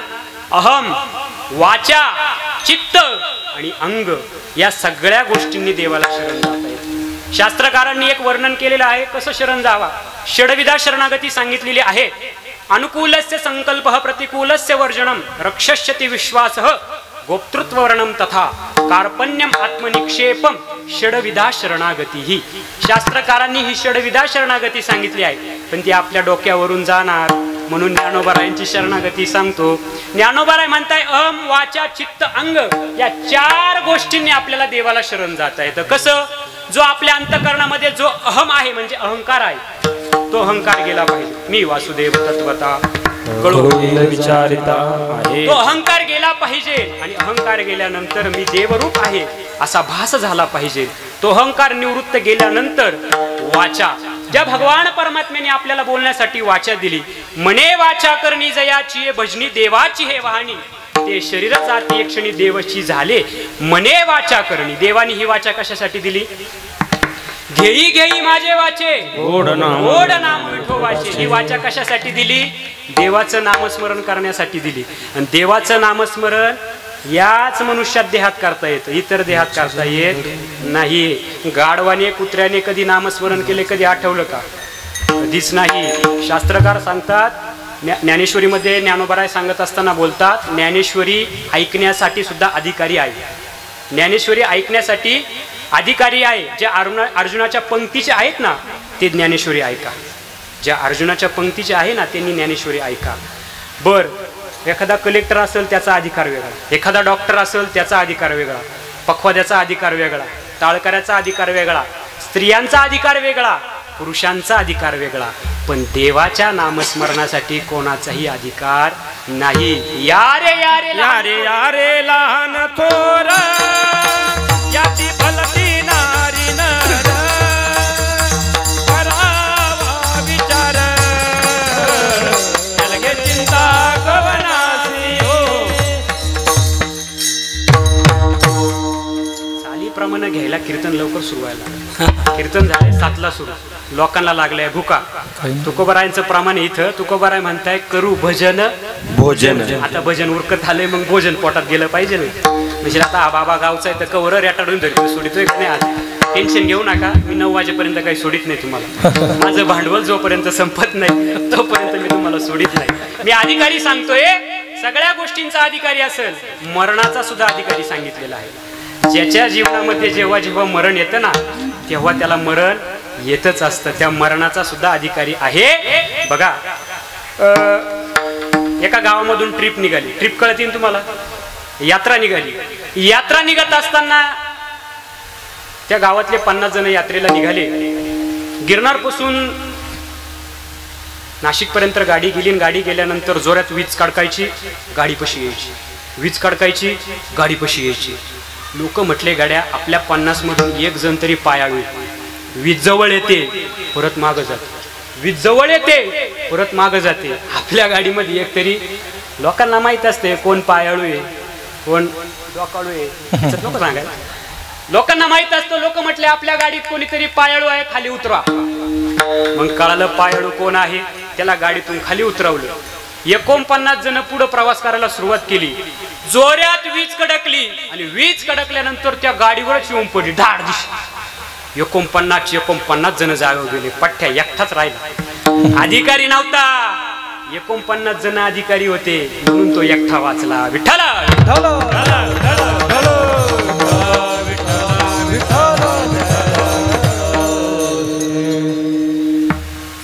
लहान लहान मुलं, एक चिंचेच्या झाडाला चिंच आली होती. ते चिंच आल्यानंतर त्या सौदागराने त्या चिंचा सगळ्या झोडपून नेल्या. काही चिंच राहिले. चिंच राहिल्यानंतर लहान मुलांनी बघितलं त्या झाडाला चिंच आहे, मग त्या चिंच आपण खायला पाहिजे असं म्हटल्यानंतर ते लहान मुलं काय करायचे, गावाकडे एक सवय मारायची. अगोदर शिवी द्यायची, मग पुढचं कार्य करायचं.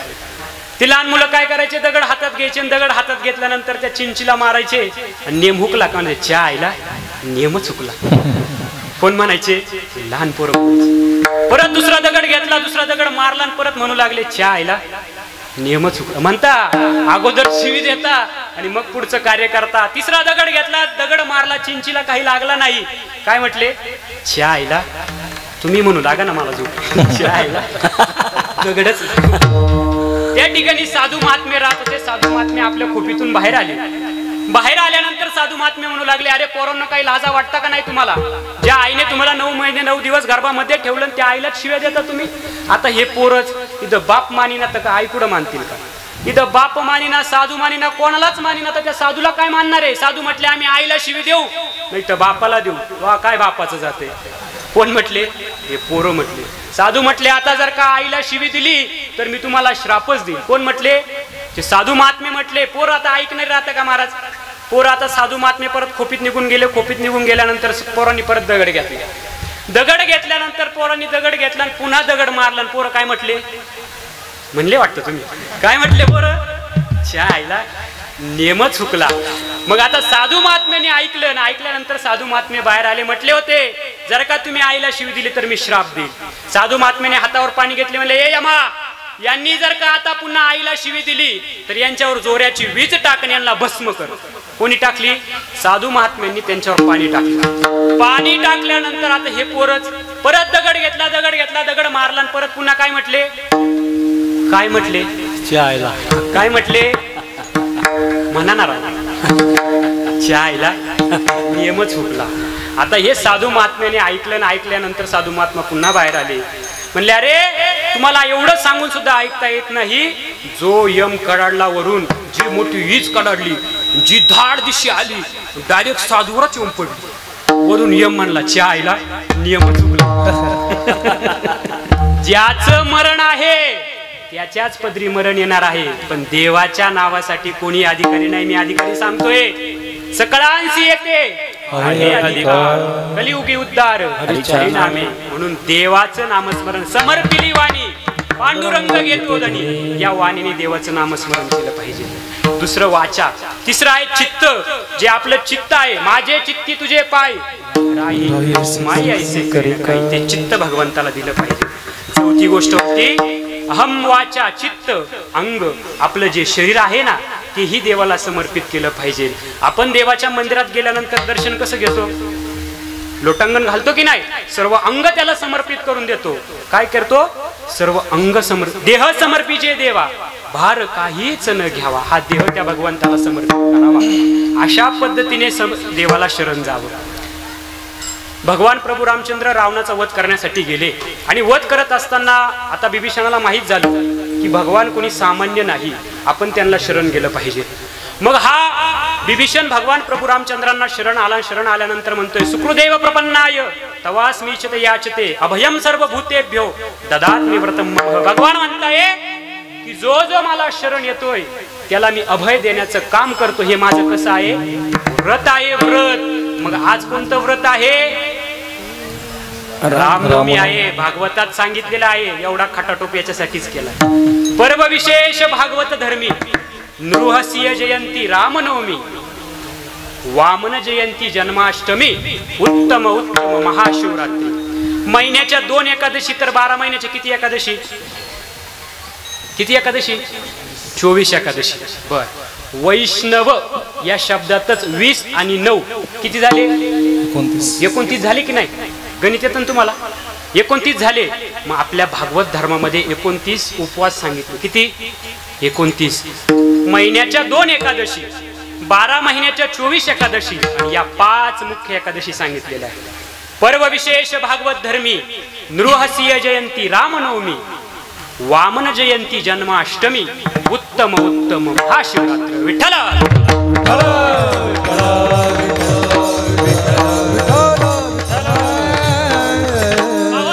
आम्ही या देवाला असं शरण गेल्यानंतर देव काय करील? अरे काय करणार नाही. या दुःखाच्या संसारामध्ये तुम्ही जे गुंतून पडलेले आहात, या मायारूपी या भ्रमरामध्ये तुम्ही गुंतून पडलेले आहात, त्या नदीतून तुम्हाला पहिल्या तीराकडे नेण्याचं भगवान परमात्मा काम करणार आहे. तेच तुकोबरा अभंगाच्या द्वितीय तो हा उतरील पार, तो हा उतरील पार.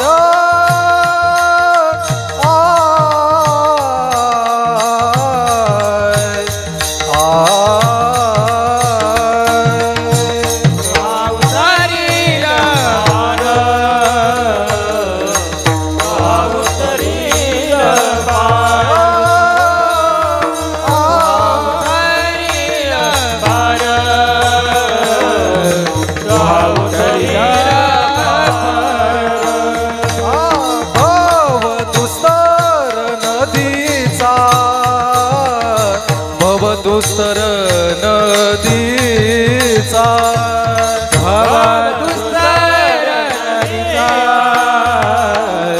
पार,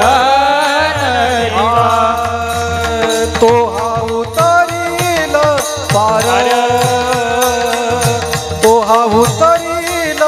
पार.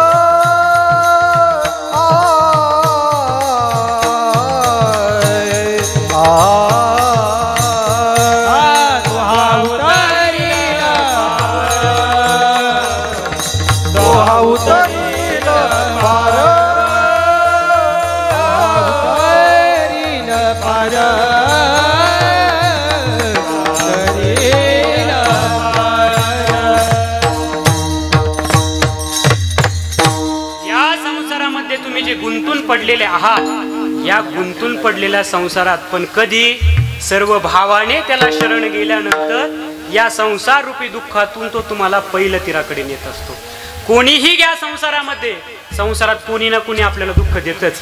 असं कोणीच नाही की आपल्याला दुःख देत नाही. आपली बायको ही जरी असली तरी दुःख देत असते, आपली मुलंही जरी असले तरी दुःख देतच असतात. तुम्ही एवढ्या वर्षापासून संसार केलाय, बरोबर बोलतोय ना मी? तुम्ही एवढ्या वर्षापासून संसार केलाय, अजून मी काही केला नाही. म्हणून तुम्हाला विचारतो, मला सांगा, एवढ्या वर्षापासून संसार केलाय तुम्ही, संसार करत असताना तुम्हाला एक तरी क्षण असा सांगा मला की सुखाचा तुम्हाला प्राप्त झालाय? सांगा ना, क्षण जाऊ द्यावं, सेकंद सांगा मला, सेकंद, एक तरी सेकंद सांगा की तुम्हाला संसारात सुख प्राप्त झाले, बाकीच्या इतर गोष्टींशी काही घेणं देणं नाही, असा एकही क्षण नाही. आमचे गुरुवर्य पाठात सांगायचे, एका गावामध्ये सप्ताह सुरू होऊन 37 वर्ष झाली. किती? 37 वर्ष झाली. 5-10 मिनिटं घेतो. कळकाडा आपल्याच पोराचं कीर्तन आहे, तुम्हाला उद्या नाही ऐकायला भेटणार. उद्या मी गप्ते तिला कोपऱ्याला उभा राहील. तुम्ही म्हणले ना बाबा परत कीर्तन कर, अजिबात जमणार. कीर्तन ऐकू लागला, आता कीर्तनातून एखादा अपशब्द बाहेर जात असतो ओघाच्या बोलण्यामध्ये. मग कीर्तनकार म्हटले बाईच्या अंगात 36 नखरे असतात. काय म्हटले? काय म्हटले? बाईच्या अंगात 36 नखरे असतात, कीर्तनकार म्हटले. आणि हे कधी नव्हत कीर्तनाला आलं. याने ऐकलं बाईच्या याच्या लग्नाला किती वर्ष झाले होते? 37 वर्ष झाले होते. सप्ताह सुरू होऊन 37 वर्ष झाले. बाईच्या अंगात 36 नखरे असतात. हे घरी गेल्यानंतर म्हणते, का ग आपल्या लग्नाला 37 वर्ष झाले, या 37 वर्षामध्ये तुम्हाला 36 नखरे दाखवलेच का नाही? 36 नखरे दाखवलेच का नाही? कोण म्हटलं? हे म्हटलं. ती म्हटली, अरे बाबा कधी नव्हत कीर्तनाला नेलं, आणि हा डोक्यात ताप पडला. त्या महाराजाला काही काम नाही. ही बाई त्या महाराजाकडे गेली. महाराजाला म्हटले, काय महाराज, कशाला म्हणायचं बाईच्या अंगात 36 नखरे असतात? काय काम होतं तुम्हाला?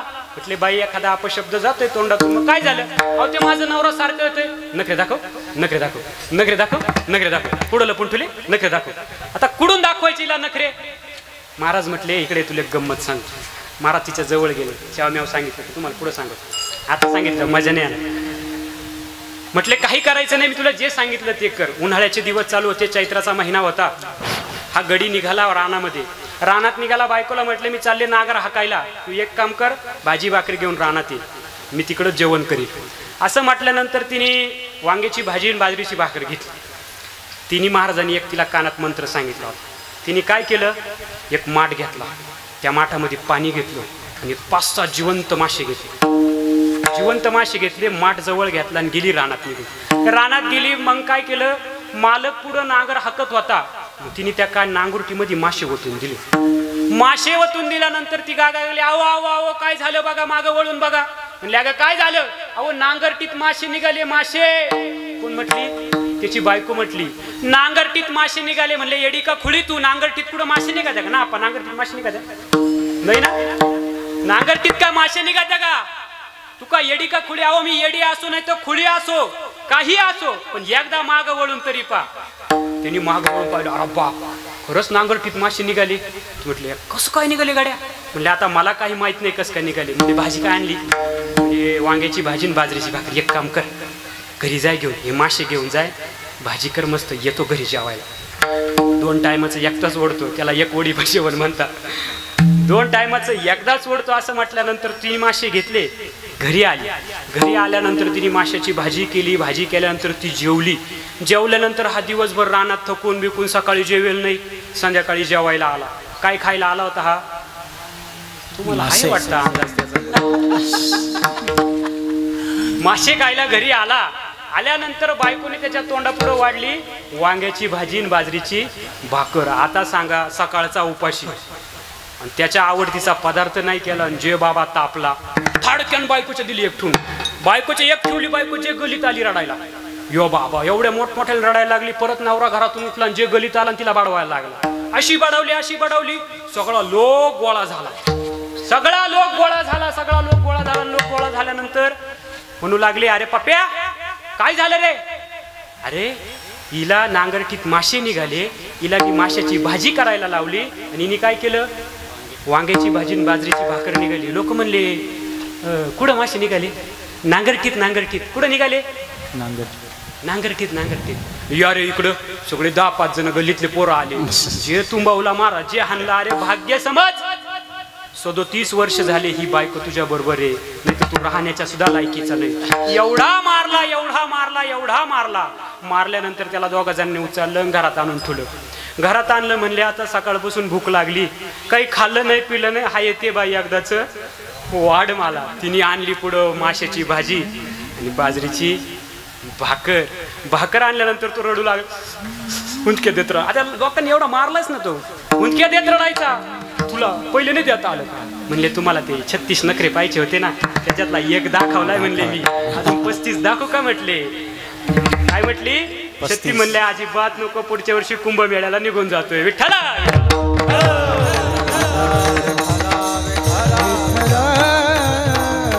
संसारामध्ये आपल्याला कोण दुःख देऊन जाईल सांगता येत नाही. कोणी कितीही प्रेम करा, दुःख बांधवडी आहे हा संसार. सुखाचा विचार नाही कोठे. मग का हो तुकोबराय, जर का तुम्ही देवाला शरणही गेलो, त्याने आम्हाला पहिलं तीराकडेही नेलं. मग पहिलं तीराकडे नेत असताना तो नेमका कसा आहे. आता कोणाचं रूप बघत असताना तो नेमका कसा आहे, त्याचं नाव काय आहे, तो कशा पद्धतीने आम्हाला तारून नेईल, हेच तुकोबराय अभंगाच्या 3ऱ्या बहु आहे करुणावंत, बहु आहे करुणावंत, बहु आहे करुणावंत, बहु आहे करुणावंत, बहु आहे करुणावंत, बहु आहे करुणावंत,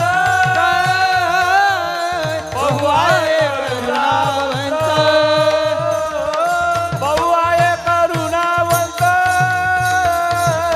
बहु आहे करुणावंत, बहु आहे करुणावंत, हो बहु आहे करुणावंत, बहु आहे करुणावंत, बहु आहे करुणावंत,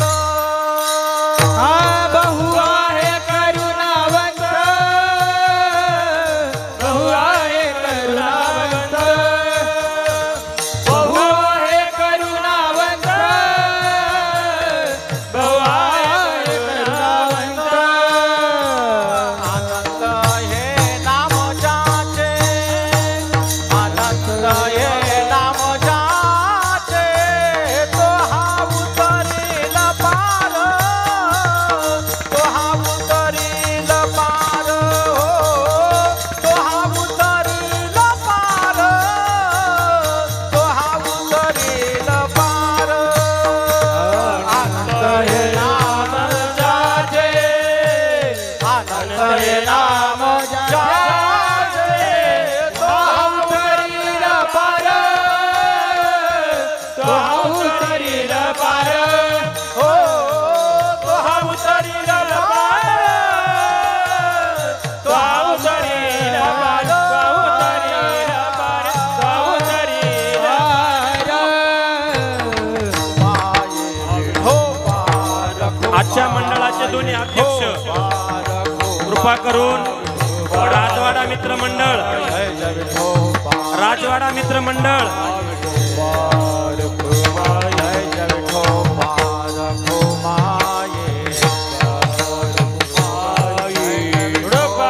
राजवाडा मित्र मंडळ जानता राजा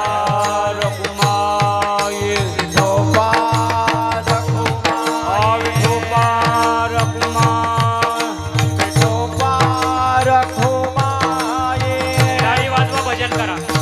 वा वा वा, टाळी वाजवा, टाळी. एवढे विनंती.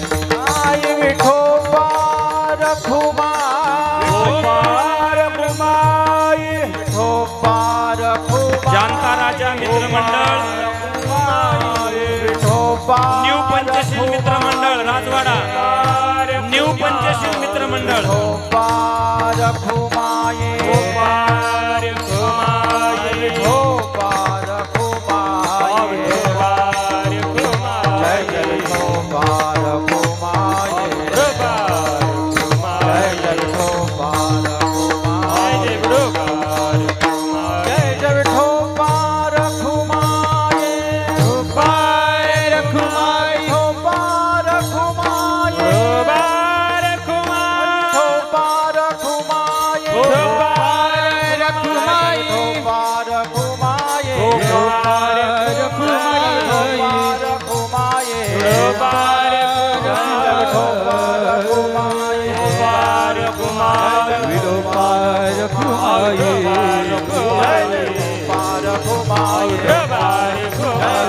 Bye.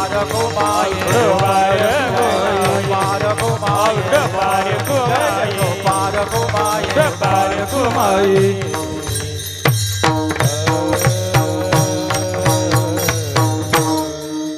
अंगापेक्षा भोंगाच मोठा झालाय.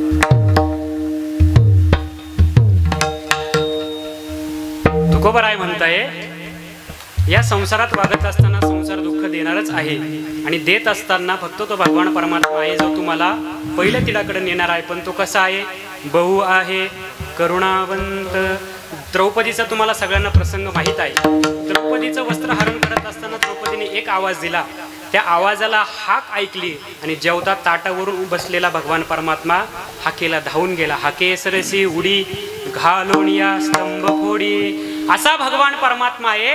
मग लोक तुकोबरायांना प्रश्न करू लागले का हो तुकोबराय, तुम्ही मला सांगताय देवाला शरण जा, तो पहिल्या तीराकडे नेणार आणि पहिल्या तीराकडे नेल्यानंतर तो कसा आहे? तो बहुकृपावंत आहे. बर, मग तुम्हाला काही अनुभव आहे का?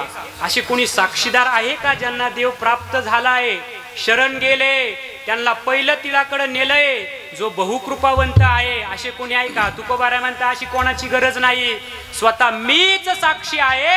असे तुकोबाराय अभंगाच्या तुका म्हणे साक्षी आले, तुका म्हणे साक्षी आले, तुका म्हणे साक्षी आले, तुका म्हणे तरी केले परबट, तरी केले प्रगट, तो हा उतरील पार, तो हा उतरील पार,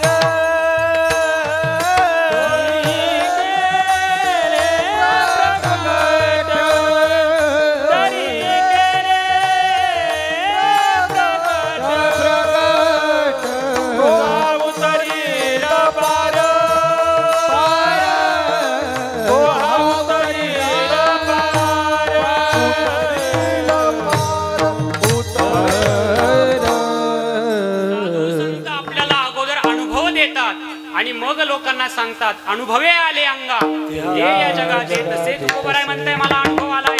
मी त्या भगवान परमात्म्याला शरण गेलो आणि शरण गेल्यानंतर त्याने काय केलं सगळं बघा. त्याने मला नदीच्या पहिल्या तिळाकडे नेलं. या मायेजाळातून या दुःखातून मला त्याने या संसारातून पहिल्या तिळाकडे नेलं. तो कसा आहे? करुणावंत आहे आणि मी स्वतः साक्षीदार आहे. कोण म्हणतंय? तुकोबराय म्हणताय. मग आज आपण सगळ्यांनी काय करायचंय? काय करायचंय? जेवण करायचंय, भोजन काय करायचंय?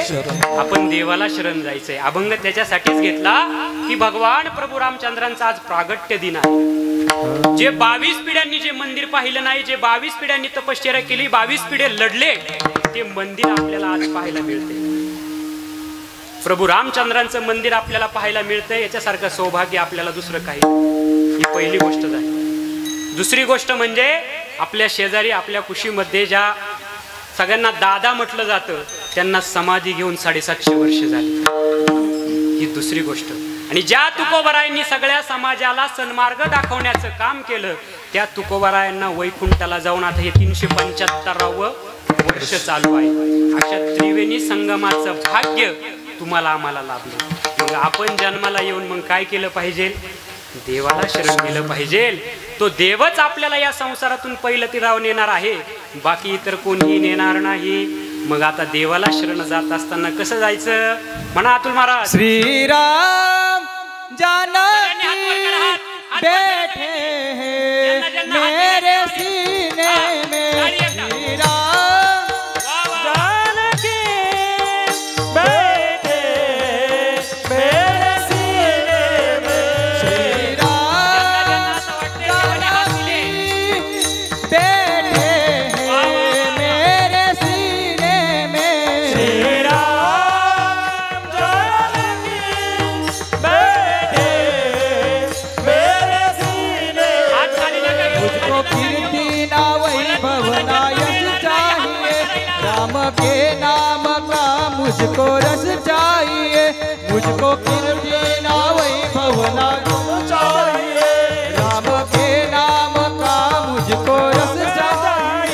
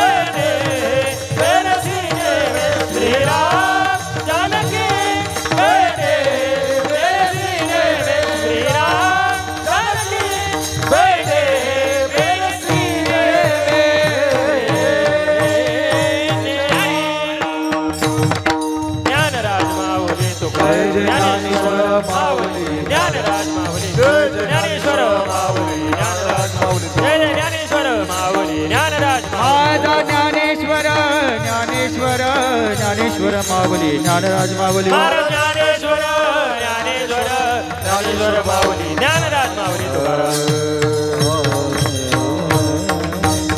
जय राम यथामती यथावकाश ज्ञानोबराय तुकोबराय आदी करून संत मंडळी ज्यांनी माझ्यावर कृपा केली, परमपूज्य गुरुवर्य पांडुरंग बाबा घुले आदी करून सगळे संत मंडळी, गुरुवर्य केशव महाराज हगवणे, सगळे संत श्रेष्ठ तुकोबरायांचे अध्यापक वर्ग, या साधू संतांनी माझ्यावर जी कृपा केली, त्यांच्याकडून जे अध्ययन केलं, त्या अध्ययनातून जे माझ्या बोबड्या वाणीला बोलता आलं, ना तरी बाळक बोबडा बोली का वाकुडा विचुका पाऊली ते चोज करून माऊली रिजे जेवी, जे माझ्या वाणीला बोलता आलं ते मी थोडं बोलण्याचा प्रयत्न केला. काही चुकीचं बोललं असेल तर ते माझ्या वाणीचे दोष समजा, ते माझे मला परत करा. आणि जे काही सत्य आहे, जे काही खरं आहे ते माझ्या गुरुवर्यांचं आहे, हे सगळं त्यांचंच आहे, याच्यातलं माझं काही नाही, हे त्यांच्या चरणावर समर्पित करतो. आणि आमच्या समस्त गिरनारकरांनी तथा हनुमान भजनी मंडळ यांनी मला ही संधी दिली. खरंच असं प्रेम इतर कुठेही भेटणार नाही. आपल्या पोराला आपणच वर काढत असतो. विवेकानंदांचं एक वाक्य आहे, तुम्हाला जर का मोठं व्हायचं असेल तर आधी आपले पोरं मोठे करा, आपण आपोआप मोठं होत जातो, आपोआप मोठं होत जातो. विवेकानंद सांगतात, ज्याच्या जीवनामध्ये जो कायम दुसऱ्यांना हित साधण्यासाठी प्रवृत्त करत असतो तो मनुष्य आपोआप मोठं होऊन जात असतो. मी माझी घटना सांगतो. मी 12वी पर्यंत या क्षेत्रात जाण्यासारखा नव्हतो. आता माझे वडील या ठिकाणी उभा आहे, घरच्यांनाही माहीत आहे, पण मी नाव सांगत नाही. आपला सप्ताह तिथं व्हायचा, कुठं? मंदिरात. तिथं मला एक व्यक्ती भेटली, तर ती व्यक्ती नाही आहे, म्हणजे सांगेल मी तुम्हाला एकांतात रूममध्ये भेटा मला. ती व्यक्ती मला म्हटली, बारका भाऊ पखवाज वाजवतो, वडील कीर्तनकार करतात आणि हा मोठा आहे ना असा इकडे तिकडे हिंडत राहतो. मला त्यांचं वाक्य इतकं काळजाला लागलं, पण ते वाक्य खरं होतं. आजही तो माणूस जिवंत असताना आजही मी त्या माणसाचे पाय धुवून पाणी पिले असते. तो माणूस म्हटला, बाप कीर्तन करतो, बारका भाऊ पखवाज वाजवतो आणि हा मोठा इकडे तिकडे फिरत राहतो. असं बोलणार पाहिजे आत्या कोणीतरी. आता हे मला दररोज बोलतात, एक दिवस असं नाही का मला बोलत, दररोज बोलतात. आज हे केलं नाही, आज ते केलं नाही, आज हे वाचलं नाही, आज चिंतन केलं नाही, अमुक केलं नाही. दररोज बोलणारं पाहिजे.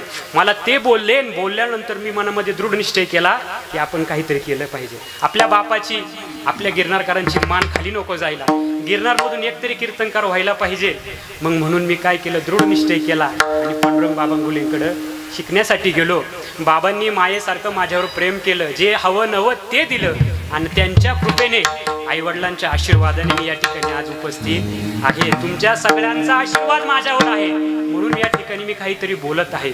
माझ्यावर प्रेम करणारे तर या ठिकाणी सगळे उपस्थित आहेत. आता हे गणेश गावकर सुद्धा त्यांचे कामं सोडून माझं कीर्तन ऐकायला आलेले आहेत. मला विशेष वाटतं की एवढ्या लांबून आलेले आहेत. हे नागलवडीकर, दुगावकर पण आलेले आहेत, इकडं वाडगावकर आलेले आहे. आता सगळे मंडळी परिचयाचे आहे. परिचयाचे नाही, नावानिशी नाही, गावानिशी नाही, मी घरानिशी सगळ्यांना ओळखतो, सगळ्यांना घरानिशी ओळखतो.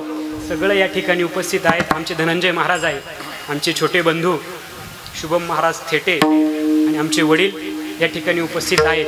आणि ज्यांनी या संप्रदाय वाढवण्यासाठी, हा नामयज्ञ सुरू करण्यासाठी, एकट्याचा नव्हे हा खेळ, हा एकट्याचा खेळ नाही. एखादा कीर्तनकाराला नुसता बोलू लागला, तुम्हाला काय मजा येणार आहे? नाही मजा येणार. हे पाहिजे आणि सगळ्यात मोठे हे पाहिजे. यांच्याशिवाय जमत नाही महाराज.